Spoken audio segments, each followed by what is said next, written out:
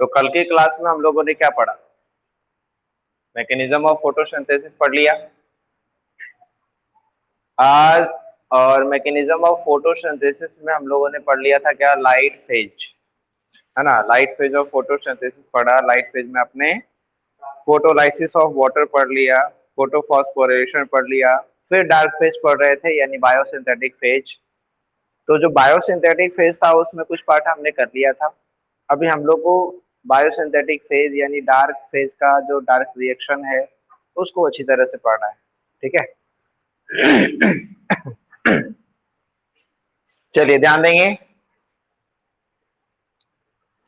तो डार्क ध्यान देंगे, डार्क रिएक्शन को ध्यान देना है।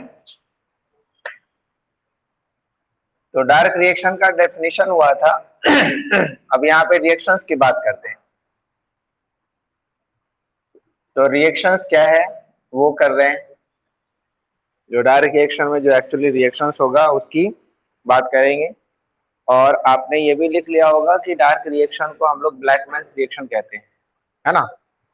चलिए ध्यान देते हैं अब आगे।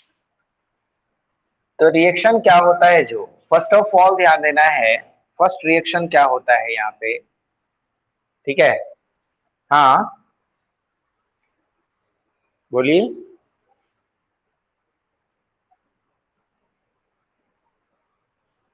अच्छा, अभी सारे बच्चे जुड़े नहीं है क्या? अच्छा, जल्दी से जुड़ जाएं।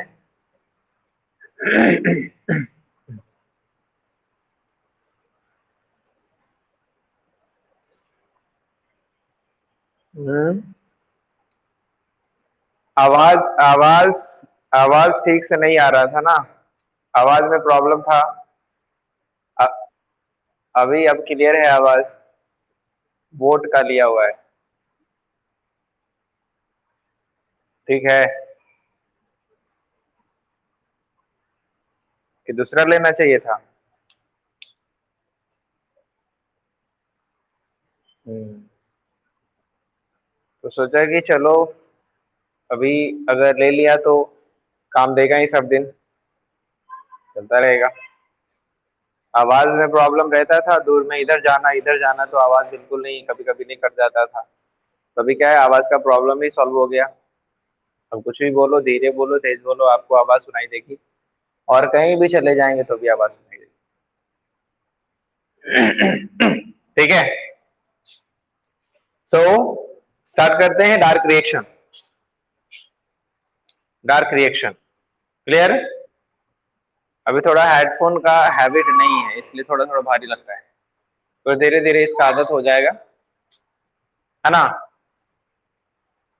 अभी लग रहा है खुद में कि बहुत तेज बोला जाए, तो इस तरह से लगता है। सो जुड़ गए 18 स्टूडेंट अभी जुड़े हैं। पता नहीं क्या होता है ना, अटेंडेंस ज्यादा का रिकॉर्डिंग स्टार्ट है, रिकॉर्डिंग स्टार्ट है।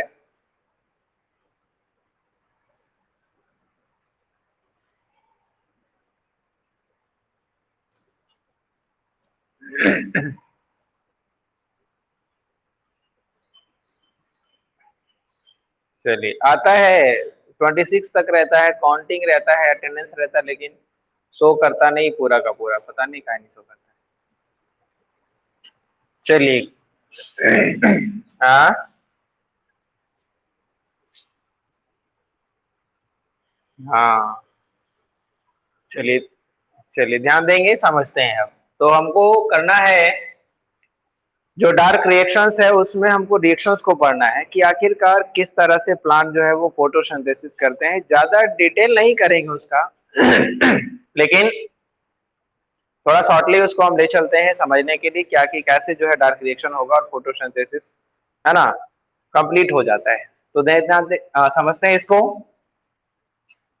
फर्स्ट रिएक्शन क्या होता है, फर्स्ट ऑफ ऑल क्या होगा कि जो स्ट्रोमा है, मैट्रिक्स है, उसमें CO2 प्रेजेंट है ना। जो CO2 है वो प्रेजेंट होगा, यानी CO2 जो लिया गया है वो यहाँ पे आपको मिलता है मैट्रिक्स वाले सेक्शन में। और मैट्रिक्स वाले सेक्शन में ही मिलता है RuBp, जिसको कहते हैं ribulose bi phosphate, ribulose bi phosphate RuBp। ध्यान देना है, ऐसे हमें याद रखना पड़ेगा कि ये RuBP एक एंजाइम ही है, RuBP एक एंजाइम है। लेकिन ऐसा हम लोगों ने पहले पढ़ा होगा कि कोई भी एंजाइम रिएक्टेंट के रूप में काम नहीं करता, लेकिन RuBP ऐसा एंजाइम है जो रिएक्टेंट के रूप में वर्क करता है। ये मान लो कि एक एक्सेप्शन ही हो गया कि RuBP एक एंजाइम होते हुए भी रिएक्टेंट का काम करता है। तो अगर एंजाइम रिएक्टेंट का काम कर रहा है तो एक और एंजाइम चाहिए, क्योंकि रिएक्शंस को आगे बढ़ाना है। ठीक है, तो इस रिएक्शंस को कैरी करने के लिए एक एंजाइम यहाँ पे वर्क करता है, उस एंजाइम का नाम है रूबिस्को। रूबिस्को, ठीक है, रूबिस्को एंजाइम, यानी रूबिस्को एंजाइम काफी इंपॉर्टेंट एंजाइम है, या कह सकते हैं most abundant enzyme in the universe. यानी अर्थ पे सबसे ज्यादा अगर कोई एंजाइम पाया जाता है तो वो एंजाइम कौन है? रूबिस्को एंजाइम है। और रूबिस्को एंजाइम फोटोसिंथेसिस के लिए ठीक उसी तरह से वर्क करता है जिस तरह से हम लोग के लिए क्या है, ऑक्सीजन, श्वास लेना जिस तरह से जीवन के लिए जरूरी है, उसी तरह से फोटोसिंथेसिस को कंप्लीट करने के लिए रूबिस्को का होना जरूरी है। ठीक है, तो यहाँ पे ठीक है, ये प्रेजेंट होता है क्लोरोप्लास्ट के मैट्रिक्स वाले एरिया में प्रेजेंट होगा, है ना, मैट्रिक्स में ही प्रेजेंट होगा ये, क्योंकि जहां पे डार्क रिएक्शन हो रहा है वहां पे ये प्रेजेंट होना है इसको। क्लियर? तो CO2 reacts with RuBP in the presence of enzyme rubisco. ठीक है, ये रिएक्शन कहाँ हो रहा है? स्ट्रोमा में हो रहा है, मैट्रिक्स वाले एरिया में हो रहा है। तो CO2 रिएक्ट्स विद, ध्यान देंगे, CO2 reacts with RuBP in the presence of enzyme rubisco and convert हो जाता है किसमें? तो ये कन्वर्ट हो जाता है 2 मोल ऑफ फॉस्फोग्लिसरिक एसिड। क्या बना लेता है? 2 मोल ऑफ फॉस्फोग्लिसरिक एसिड बना लेता है और रिलीज करता है कौन? RuMP। RuMP का मतलब हो गया कि इसमें क्या है, बाई फॉस्फेट है, एक फॉस्फेट इस्तेमाल हो गया फॉस्फोग्लिसरिक एसिड बनाने के लिए, एक फॉस्फेट का यहाँ पे इस्तेमाल हो गया। ठीक है, तो इसमें कितना बच गया? एक ही फॉस्फेट बचा, तो क्या निकल गया? आर्य मोनोफॉस्फेट हो गया, रूबिलोज मोनोफॉस्फेट। यहाँ पे रूबिलोज बाई फॉस्फेट, यहाँ पे रूबिलोज मोनोफॉस्फेट। अब यहाँ पे समझना है कि ये जो कार्बन है, एक कार्बन है यहाँ पे, और रूबिलोज बाई फॉस्फेट जो है वो 5 कार्बन मॉलिक्यूल है। ये जो है 5 कार्बन मॉलिक्यूल है, ये 1 कार्बन यहाँ पे आपको मिल रहा है, तो 1 कार्बन और यहाँ पे 5 कार्बन, कुल मिलाकर क्या हुआ? 6 कार्बन हो गया। तो 6 कार्बन की जब बात करेंगे और जब एसिड बनता है तो एक एसिड में जनरली क्या होता है, 3 कार्बन प्रेजेंट होते हैं, है ना। तो यहाँ पे क्या हो गया, 2 मॉलिक्यूल ऑफ पीजीए बन जाएगा, तब जाकर के पूरा का पूरा जो इसका 6 कार्बन है वो क्या हुआ, यूज हो गया। ठीक है, जिस तरह से हम लोग रिस्पायरेशन में, है ना, रिस्पायरेशन में हम लोग पढ़ेंगे, एक बनता है क्या, ग्लूकोज के टूटने पर बनता है 2 मोल ऑफ पायरुवेट, क्योंकि पायरुवेट भी क्या है, 3 कार्बन मॉलिक्यूल है। ठीक है, अब समझना है कि ये पीजीए फॉस्फोग्लिसरिक एसिड ये 3 कार्बन मॉलिक्यूल है, 3 कार्बन मॉलिक्यूल, याद रखना है, समझना है, 3 कार्बन मॉलिक्यूल है। ठीक है, अब ये जो पीजीए है 3 कार्बन मॉलिक्यूल, इसी कारण से फोटोसिंथेसिस के, है ना, फोटोसिंथेसिस को जो है C3 साइकिल भी बोल सकते हैं। अब C3 साइकिल कैसे बोल सकते हैं? तो C3 मतलब 3 कार्बन, है ना, तो first stable compound in the photosynthesis, first stable compound जो फोटोसिंथेसिस में बनता है वो क्या बन रहा है? पीजीए बन रहा है ना, क्या बन रहा है? पीजीए बन रहा है। तो PGA is the first stable compound in photosynthesis.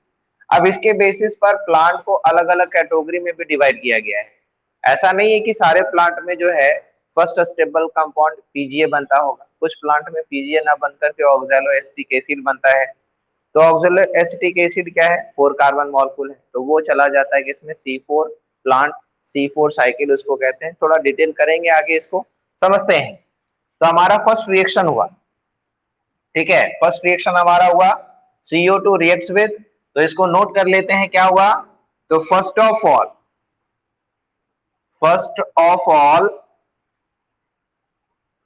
All in dark reaction, है ना, first of all in dark reaction, in dark reaction CO2 reacts with CO2 reacts with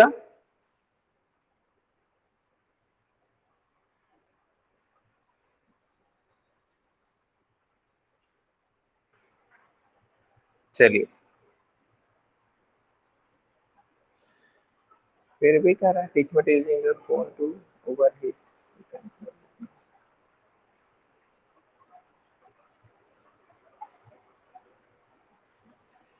आ गए सभी?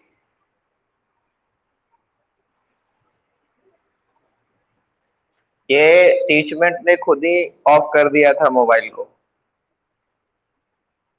ठीक है, कहा कि आपका फोन बहुत हीट हो गया है, 20 सेकेंड में आप खुद ऑफ करें तो मैं कर लूँ, ऑफ कर दिया, और जब तक कूल हुआ नहीं, जब तक ओपन नहीं हुआ, ठीक है।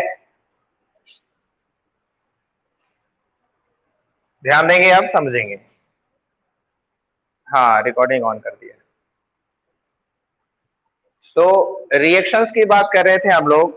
डार्क रिएक्शंस में सबसे पहला जो रिएक्शन होगा वो रिएक्शन होगा क्या, तो CO2 रिएक्ट करेगा RuBp के साथ in the presence of enzyme rubisco, और फॉर्मेशन होता है 2PGA यानी 2 फॉस्फोग्लिसरिक एसिड, और रिलीज करता है RUMP राइबोलोज मोनोफॉस्फेट। तो यहाँ पे वही चीज मैं लिख रहा हूं। First of all in dark reaction CO2 reacts with RuBp in the presence of enzyme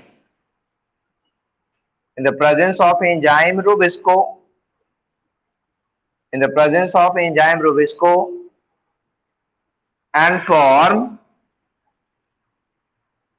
form 2 mole of PGA and form 2 mole of PGA। ये फॉर्म कर रहा है, ये पहला रिएक्शन हो गया। आगे का रिएक्शन क्या होता है उसको समझना है, ध्यान देंगे। तो यहां पे कह सकते हैं अगले रिएक्शन में क्या होगा, ATP,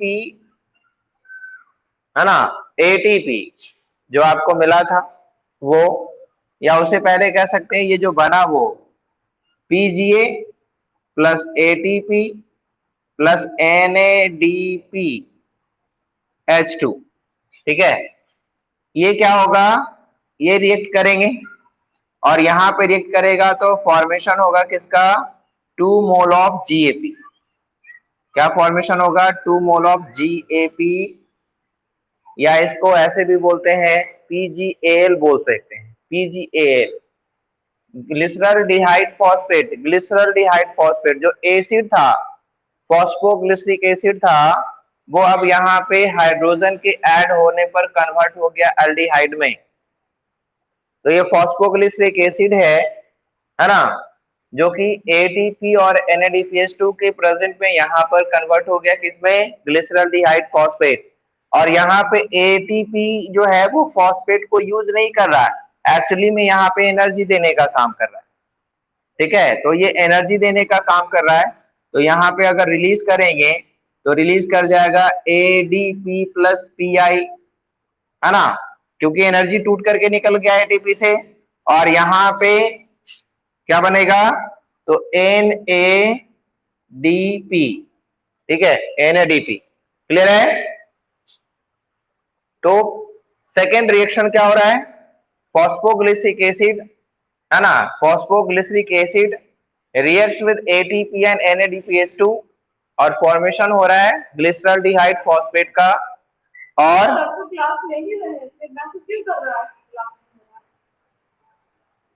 ठीक है, तो ADP और PI यहाँ पे एनर्जी रिलीज कर गया, और यहाँ पे क्या होगा, तो NADP यहाँ पे रिलीज कर जाएगा, क्योंकि यहाँ पे क्या हुआ है, हाइड्रोजन को यूज कर लिया गया है, क्लियर। तो यहाँ पे नोट करेंगे, ध्यान देंगे। फर्दर आगे क्या हो रहा है, further PGA reacts with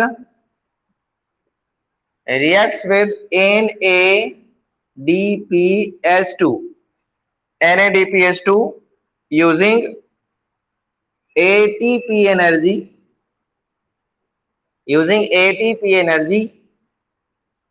and for using ATP energy and for 2 mole of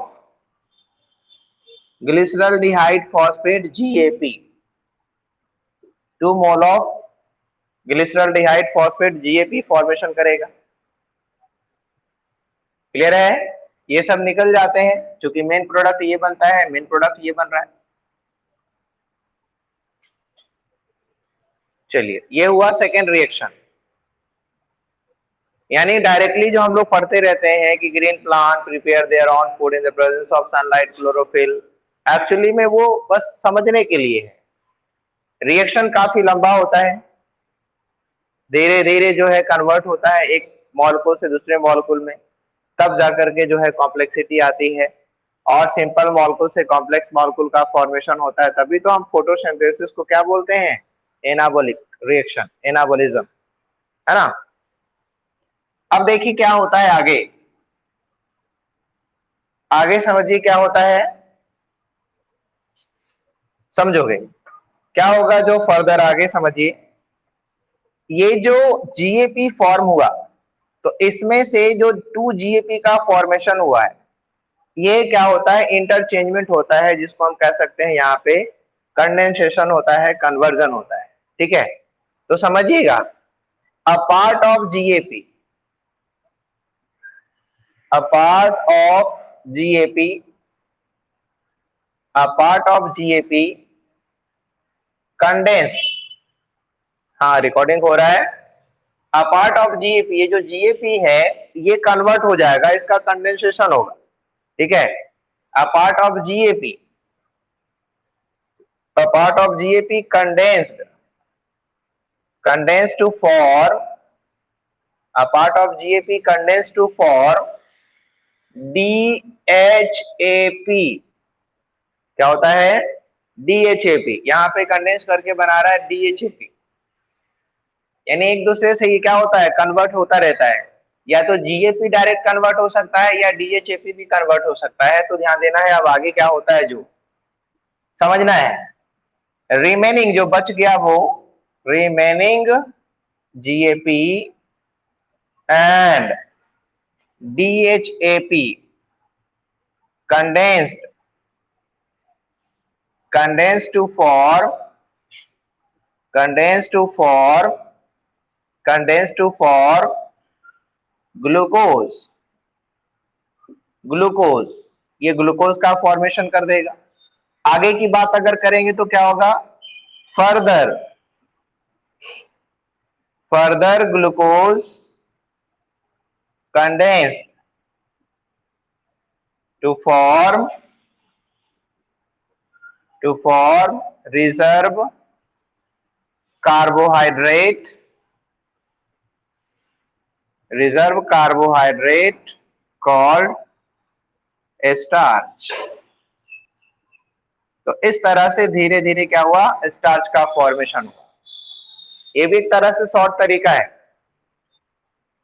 जो कंडेंसेशन दिखाता है, कंडेंस करता रहेगा और धीरे धीरे क्या होगा? फिर स्टार्च के रूप में कन्वर्ट हो जाएगा। ठीक है,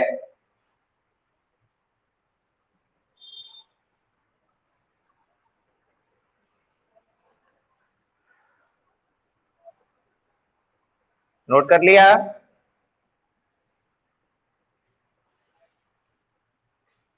H2 का इस्तेमाल हो गया ना एल्डिहाइड बनाने में। ठीक है, ये जो H2 है इसका इस्तेमाल हो गया एल्डिहाइड बनाने में।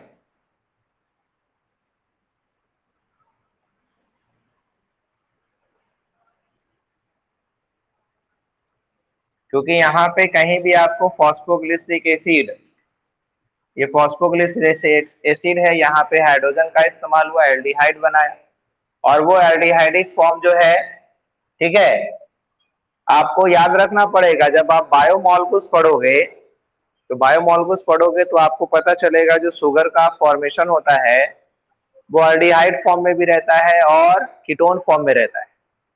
तो कुछ जो शुगर है वो एल्डिहाइडिक फॉर्म में है और कीटोन फॉर्म में है, तो इसके लिए एल्डिहाइड और कीटोन का बनना जरूरी है। जैसे यहाँ पे देखो, ये एल्डिहाइड फॉर्म है और ये डाईहाइड्रोक्सी एसीटोन फॉस्फेट, ये कीटोन में चला जाता है। ठीक है। तो किस तरह के शुगर का फॉर्मेशन हो रहा है, हम लोग को तो सिर्फ ग्लूकोज देखना है, स्टार्च को देखना है, लेकिन प्लांट में तो और सेवरल तरह के, है ना, शुगर्स का फॉर्मेशन हो रहा है। तो उसके अनुसार से जो है मॉलिक्यूल्स का फॉर्मेशन हो जाता है, एल्डिहाइडिक फॉर्म और कीटोन फॉर्म। क्लियर? चलिए तो यहाँ पे क्लियर हो गया, रिएक्शन डार्क फेज आपका कंप्लीट हो गया। अब समझते हैं, ये आपने एक चीज इसमें रीड किया होगा कि जो भी रिएक्शन हो रहा है वो एक साइक्लिक रिएक्शन हो रहा है। साइक्लिक रिएक्शन होने का मतलब है कि अगर टोटल को एक साथ ऐड किया जाए, जैसे देखो हमने एडीपी और पीआई को इस्तेमाल किया था एटीपी बनाने के लिए। एनएडीपी में हम लोगों ने क्या किया, हाइड्रोजन को ऐड करके एनएडीपीएच2 बनाया। फिर अभी अभी इससे पहले देखा था कि आरयूबीपी इस्तेमाल किया, आरयूएमपी निकल गया।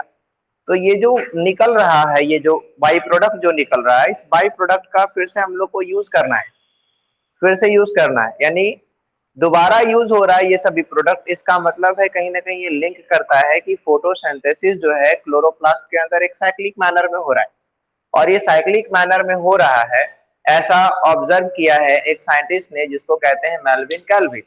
और मेल्विन कैल्विन ने इसको ऑब्जर्व किया, इसीलिए इसको क्या नाम देते हैं, Calvin cycle.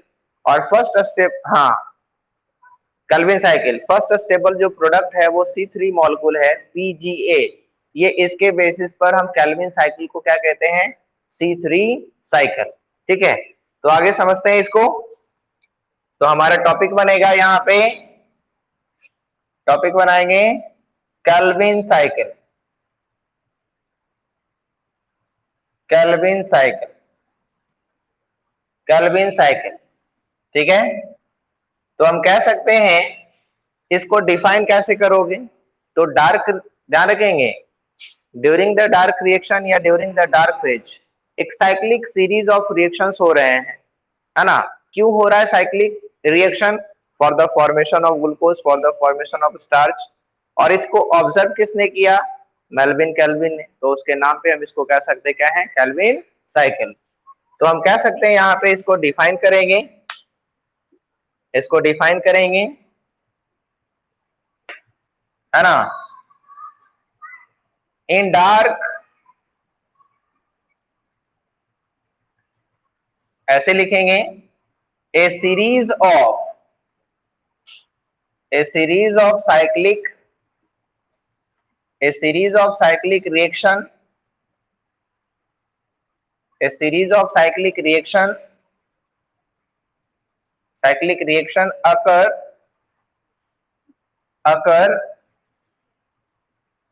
occur during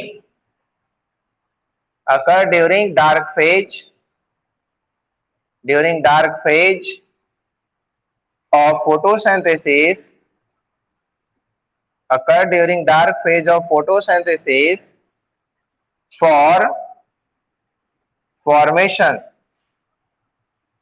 for formation of, for formation of glucose and and it observed by, and it is observed by,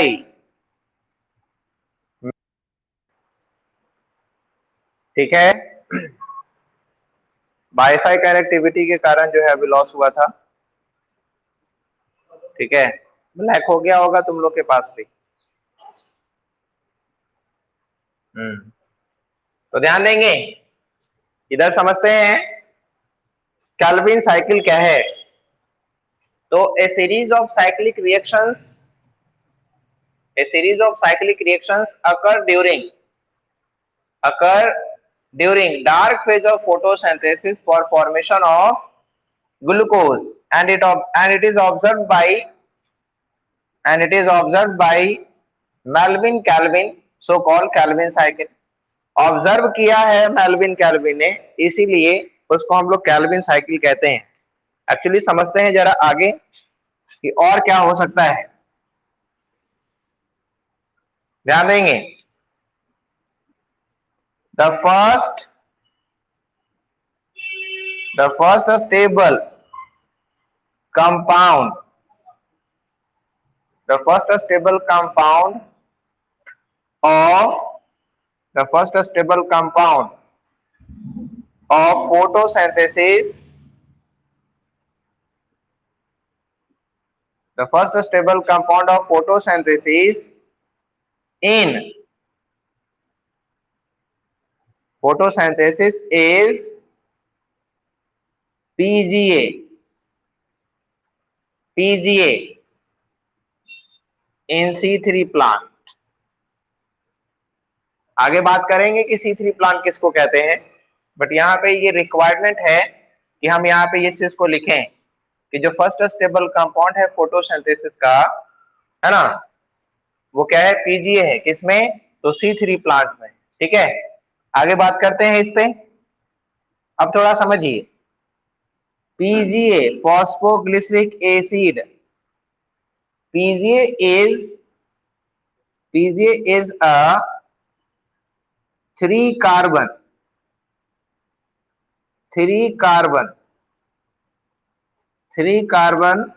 molecule, यानी ऐसे करके 3 carbon molecule, so called, so Calvin cycle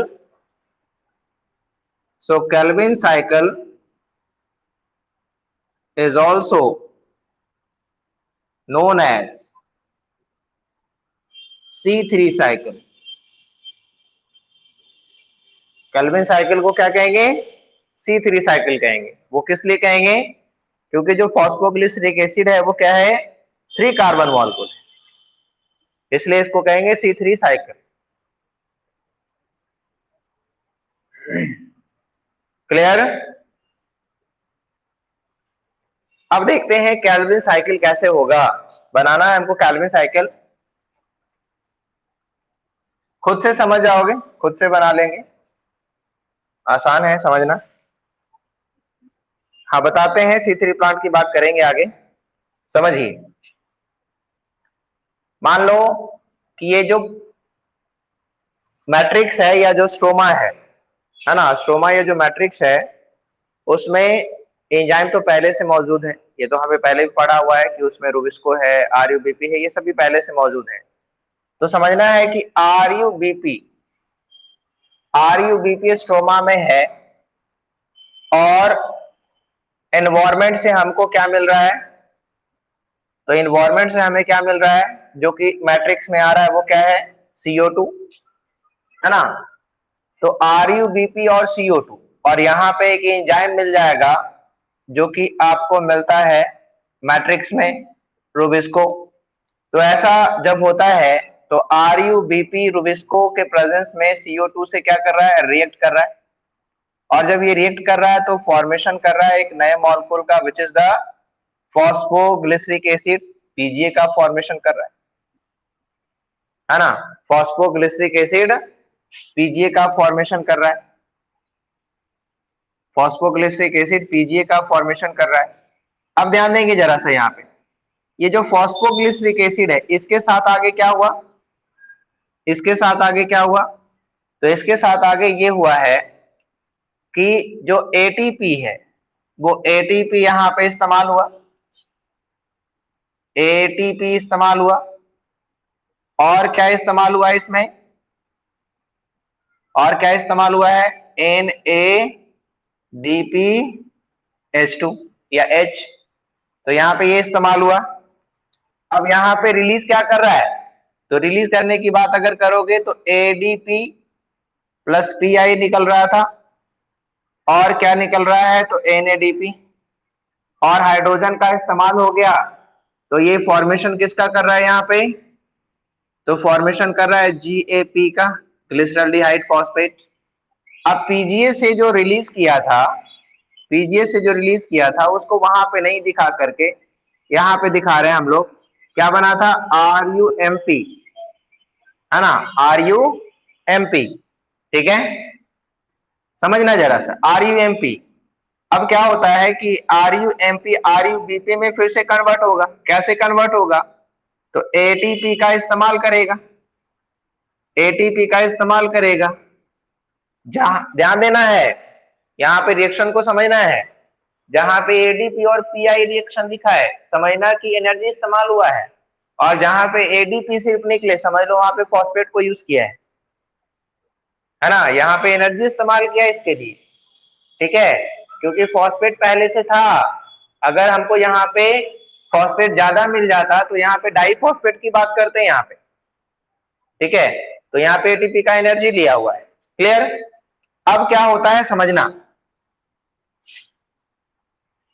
ठीक है, ये तो जीएपी है, ये रिवर्स प्रोसेस करता है, क्या बनाता है, डीएचएपी बनाता है ना, और ये दोनों ही, या डायरेक्टली यहां से आप कट करो यहाँ पे, तो ये क्या फॉर्म कर रहा है, तो ये कंडेंस करके क्या बना रहा है, ग्लूकोज बना रहा है, और ये ग्लूकोज कंडेंस करके क्या बना रहा है, तो स्टार्च। तो इस तरह से ये साइक्लिक प्रोसेस चलता रहता है, और हमें प्रोडक्ट के रूप में क्या मिलता रहता है, स्टार्च। ये साइक्लिक प्रोसेस चलता रहता है और हमें स्टार्च मिलता रहता है, यानी प्लांट में स्टार्च बनता रहता है, स्टोर होता रहता है, बनता रहता है, स्टोर होता रहता है, और ये साइक्लिक प्रोसेस कंटिन्यू चलता रहता है ना। तो इस अनुसार से इस चीज को ऑब्जर्व किया जिसने, उसके अनुसार से इसको नाम हम दे देते हैं क्या, कैल्विन, कैल्विन साइकिल। और चूंकि इसका फर्स्ट स्टेबल कंपाउंड आपको मिलता है कौन, पीजीए, इसलिए C3 साइकिल। अब बात आई थी कि C3 प्लांट क्या है, तो सारे ही प्लांट में फॉस्फोग्लिसरिक एसिड पहले नहीं बनता, पीजीए पहले नहीं बनता है। तो ऐसा कुछ प्लांट है, जैसे आप कह सकते हो कि मेनली कह सकते हैं क्या, रबी क्रॉप्स, जनरली रबी क्रॉप्स, तो जैसे वीट है ना, वीट है, ग्राम है, वीन है, ठीक है, इस तरह के जो प्लांट है, पोटैटो है, इस तरह के जो प्लांट है, इसमें पहला जो प्रोडक्ट होगा वो फॉस्फोग्लिसरिक एसिड होगा।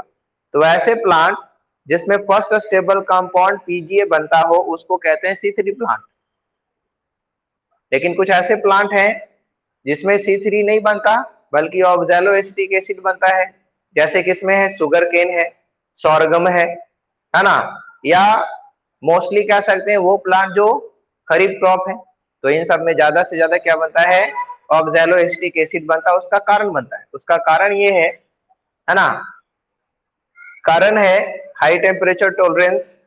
इसके बाद जो है कह सकते हैं कि जो एक प्रोसेस होता है जिसको कहते हैं फोटो ऑक्सीडेशन, तो फोटो ऑक्सीडेशन जो होता है उसको कम करने के लिए फोटोसिंथेसिस जो है वो पैलिसेड में ना होकर के बंडल शीथ सेल में होता है। अब ये बंडल शीथ सेल वाली बात क्या है ना, तो फिर C4 साइकिल यानी ऑक्सैलो एसिटिक एसिड जो बनाने की बात होती है, तो फिर हम लोग को पढ़ना पड़ता है C4 साइकिल। ये हम लोग एक तरह से C3 साइकिल पढ़ रहे हैं, और हम लोग को अगर हम जानना चाहेंगे तो C4 साइकिल पढ़ना पड़ेगा। और C4 साइकिल जो है वो दिया था दूसरे साइंटिस्ट ने, उसको कहते हैं हैच एंड स्लैक। जैसे यहाँ पे मेल्विन कैल्विन ने दिया हुआ है, तो वहां पे हैच एंड स्लैक ने दिया हुआ था। तो हैच एंड स्लैक के अनुसार से अगर हम बात करेंगे तो हैच एंड स्लैक साइकिल हो जाएगा, या उसको कहेंगे C4 साइकिल। फिर डेजर्ट प्लांट की बात करेंगे तो उसमें भी एक साइकिल होता है जिसको कहते हैं कैम साइकिल, क्रैसुलेशियन एसिड मेटाबॉलिज्म, ठीक है, क्रैसुलेशियन एसिड मेटाबॉलिज्म कहते हैं जिसको। कैम प्लांट खास करके जो है यूफोरबिएसी फैमिली जो होता है, मोटी पत्तियों वाली जो प्लांट होते हैं, या जो कैक्टस है, उसमें ये साइकिल होता है, ठीक है।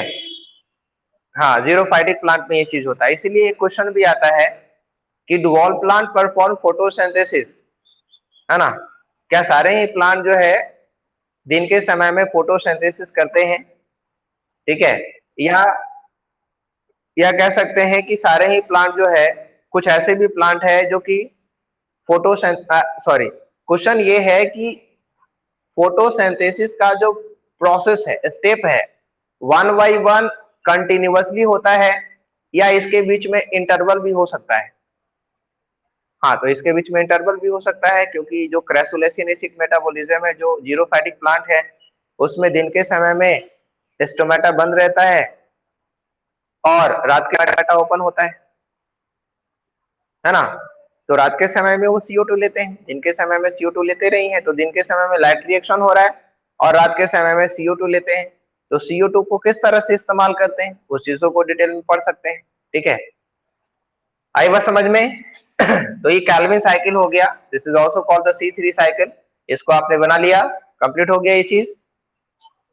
ठीक है, चलिए तो यहाँ पे थोड़ा लिख देते हैं क्या है C3 plant. C3 plant, C3 plant, the plant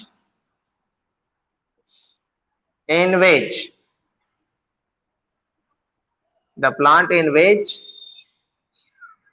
PGA is formed, PGA is formed as PGA is formed as first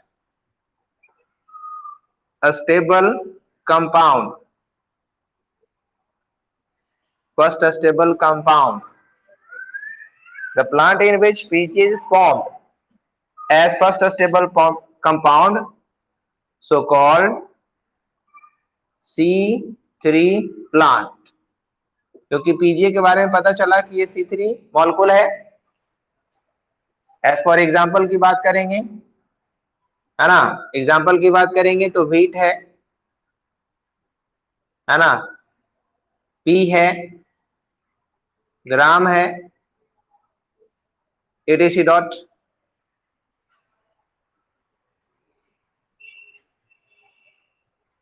हो गया?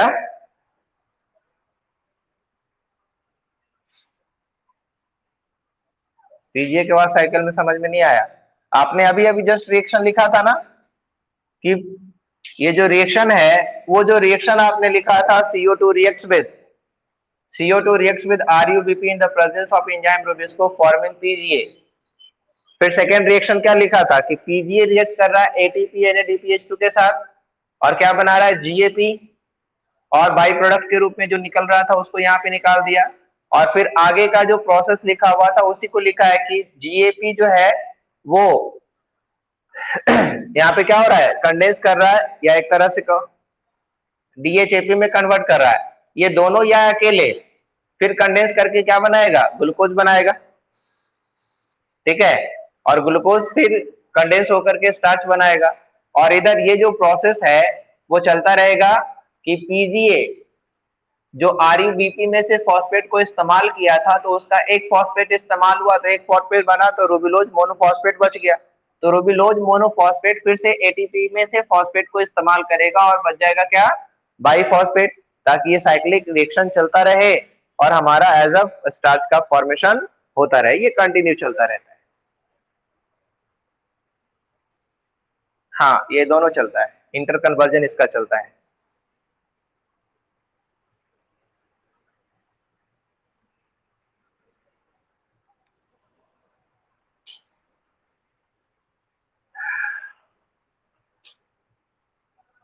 ठीक है, चलिए आगे आगे पढ़ेंगे।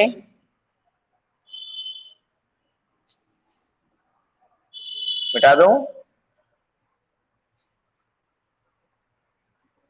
चलिए एक टॉपिक यहाँ पे लिख लो, C4 प्लांट। थोड़ा सा टॉपिक दे देते हैं, C4 प्लांट क्या है।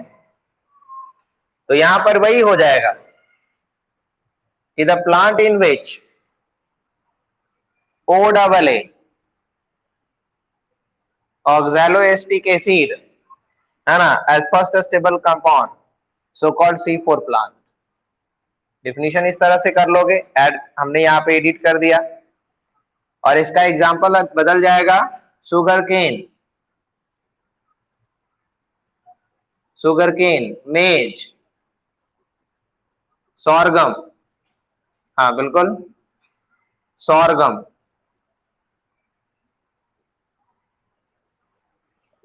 Sorghum, paddy, etc dot.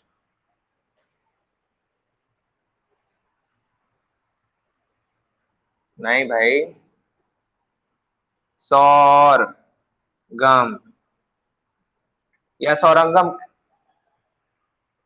O double A, हाँ O double A, oxaloacetic acid, O double A, oxaloacetic acid.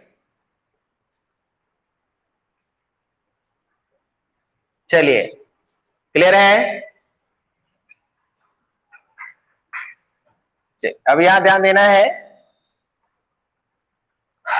इसी में अंदर टॉपिक कर लेंगे और लिखेंगे इन C4 plant, in C4 plant H and slack, H and slack cycle। ठीक है, C4 प्लांट में क्या चलेगा, hatch and slag cycle. In C4 plant hatch and, in C4 plant hatch and slag cycle, hatch and slag cycle is hatch and slag cycle और C4 cycle, C4 cycle is required for required for required for required for synthesis of glucose. ठीक है, अब ये कहां होता है उसको थोड़ा नोट कर लेते हैं, ध्यान देना। अब इसको समझा देते हैं थोड़ा सा। C4 cycle, C4 cycle takes place, C4 cycle takes place in bundle sheath cell, bundle sheath cell. अब ये बंडल शीथ सेल क्या है समझना, आपने इस तरह से लीफ देखा होगा, हम बस बंडल शीथ सेल इंटरनल नहीं बना रहे हैं, बस ऐसे ही बना रहे हैं। ठीक है, इस तरह से बना रहे हैं नॉर्मली, इस तरह से लीफ है। क्लियर, ये यहां पर से क्या पास कर रहा है, मिडरिव, है ना, मिडरिव पास कर रहा है। तो मिडरिव में ही क्या है, जाइलम एंड फ्लोएम है। अगर इसको हम ओपन करके देखेंगे, ठीक है, इसको ओपन करके देखेंगे तो हमको अपर एपिडर्मिस लोअर एपिडर्मिस दिखेगा। ठीक है, अपर एपिडर्मिस लोअर एपिडर्मिस दिखेगा। तो ये जनरली क्या होता है कि ये जो बंडल एरिया होता है जहां पे जाइलम एंड फ्लोएम है, जहां पे जाइलम एंड फ्लोएम है, ये वाला जो एरिया है जाइलम फ्लोएम वाला, उसके चारों तरफ में रहता है इस तरह से सेल्स, इस तरह से सेल्स रहता है। 3 to 6 लेयर रह सकता है इसका, 3 to 6 लेयर रह सकता है इसका, इस तरह से बंडल शीथ सेल। तो ये हो गया वेस्कुलर बंडल, हुआ ना, ये एरिया हो गया वेस्कुलर बंडल का। और चारों तरफ से यहाँ पे फ्लावर टाइप का जो सेल अरेंज है, इसी सेल को कहते हैं बंडल। बंडल वेस्कुलर बंडल के अनुसार से। शीथ, शीथ का मतलब क्या बना रहा है, लेयर बना रहा है। और क्या है ये, तो सेल है, तो बंडल शीथ सेल। कंडीशन ये है कि यहां पर ये जो पेरेनकाइमा होता है, ये जो पेरेनकाइमा यहाँ पे होता है, पैलिसेड जो होता है, इस पैलिसेड में फोटोसिंथेसिस नहीं होता है। ऐसा इसलिए सेटअप किया गया है कुछ प्लांट ने, ध्यान देना है, समझना है जरा सा।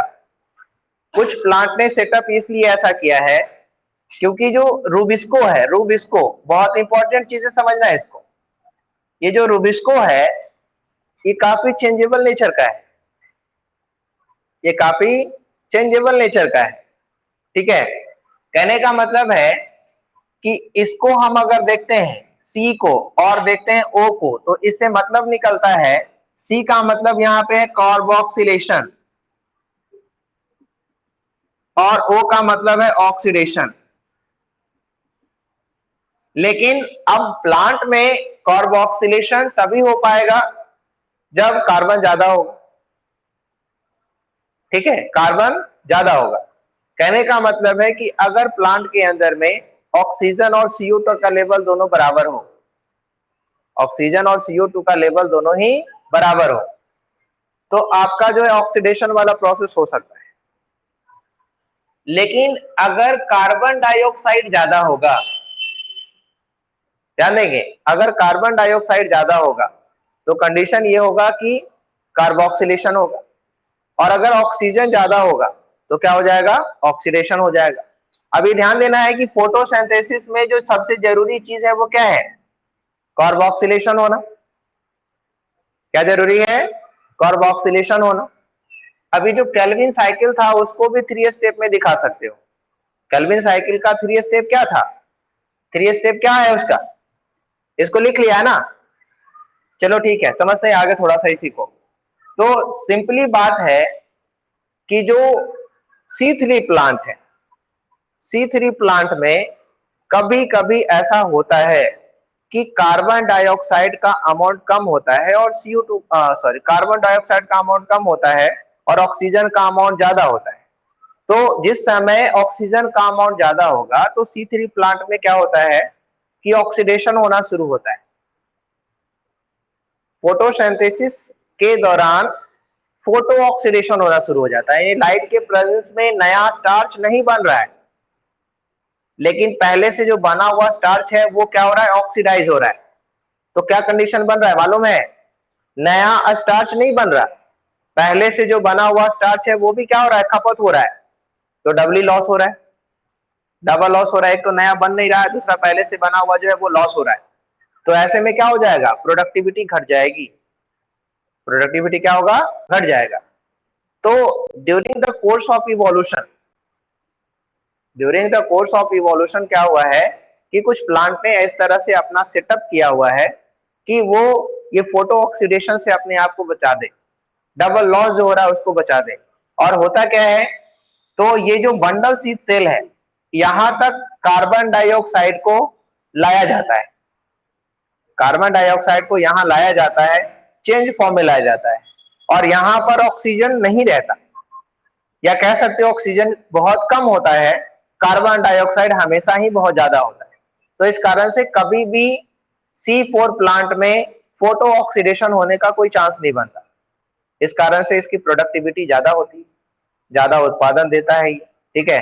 और फोटो ऑक्सीडेशन ना हो, इसी कारण से कुछ प्लांट में ऐसा सेटअप हुआ है, ऐसा चेंजमेंट हुआ है ना। इस तरह के एनाटॉमी को बोलते क्या है, इस तरह का जो इंटरनल स्ट्रक्चर का जो सेटअप है, इंटरनल स्ट्रक्चर को हम बोलते हैं एनाटॉमी। और इंटरनल स्ट्रक्चर के इस तरह के सेटअप को जिसमें क्या करे, अपने आप को फोटो ऑक्सीडेशन से बचा ले, प्रोडक्टिविटी बढ़ा दे, तो उसको कहते क्या है, करेंज एनाटॉमी। क्या बोलते हैं उसको, करेंज एनाटॉमी बोलते हैं, ठीक है। ये जो आता है वो किस में आता है, करेंज एनाटॉमी में आता है। ये जो करेंज साइंटिस्ट है उसने बताया था कि अगर लॉस से बचाने के लिए, फोटो ऑक्सीडेशन से बचाने के लिए कुछ प्लांट अगर इस तरह का सेटअप करते हैं तो उसको करेंज एनाटॉमी बोल सकते हो आप, ठीक है। तो यही कारण है कि बंडल सीड सेल में होता है क्या, C4 साइकिल, और प्रोडक्टिविटी ज्यादा होती है। यही कारण है कि जो मेज है या जो शुगर केन है, सोरगम है, इसमें उत्पादन क्या होता है, थोड़ा ज्यादा होता है। आ रही बात समझ में। तो प्लांट में खुद भी सेटअप अपना अपना बदलता रहता है, क्लियर। तो ये रूबिस्को के कारण हुआ, क्योंकि रूबिस्को का जो नेचर है, कार्बन ज्यादा तो कार्बोक्सिलेशन, ऑक्सीजन ज्यादा तो क्या होता है, ऑक्सीडेशन होता है। और याद रखना है, रूबिस्को है ना, रूबिस्को बंडल सीड सेल में पाया नहीं जाता, रूबिस्को बंडल सीड सेल में होता ही नहीं है। तो वहां जाके पहुंचा देता है, तो वहां पे कुछ होने की बात ही नहीं बनती। आई बात समझ में, ठीक है। तो समझना है। अब हमें बात समझनी है कि प्रोसेस जो है ना, प्रोसेस जो है, ध्यान देंगे, ये जो प्रोसेस है रूबिस्को के चेंजमेंट नेचर का, इस नेचर के कारण प्लांट अपना क्या करता है, चेंजमेंट कर लेता है। और इस तरह से यहाँ पर जो फॉर्मेशन होता है सबसे पहले क्या बनता है, ऑक्सैलो एसिटिक एसिड का फॉर्मेशन होता है और ऑक्सैलो एसिटिक एसिड के रूप में लेकर के आता है किसको, कार्बन को। ठीक है, तो ये ज्यादा बात समझ में नहीं भी आ सकती है, बस इतना जरूर याद रखिएगा कि C4 प्लांट का मतलब हो गया जिसमें सबसे पहले क्या बनता होगा, ऑक्सैलो एसिटिक एसिड बनता होगा। क्लियर है? इतना तो जरूर ध्यान में रखना है कि ऑक्सैलो एसिटिक एसिड बनता है उसको C4 प्लांट बोलते हैं और C4 प्लांट में जो साइकिल चलता है उसको कहते हैं C4 साइकिल या साइंटिस्ट के अनुसार से हैचन स्लैग साइकिल। और ये हैचन स्लैग साइकिल या C4 साइकिल अगर होता है तो कहाँ होता है, बंडल शीथ सेल में होता है। क्लियर है? चलिए अब अगले दिन हम लोग पढ़ेंगे फैक्टर अफेक्टिंग फोटोसिंथेसिस यानी रॉ मटेरियल्स की बात करेंगे। अगर नेटवर्क सही रहा तो कंप्लीट हो जाएगा वो चैप्टर, क्योंकि कभी कभी होता है वाईफाई का नेटवर्क पूरी तरह से चला जाता है। क्लियर है? ओके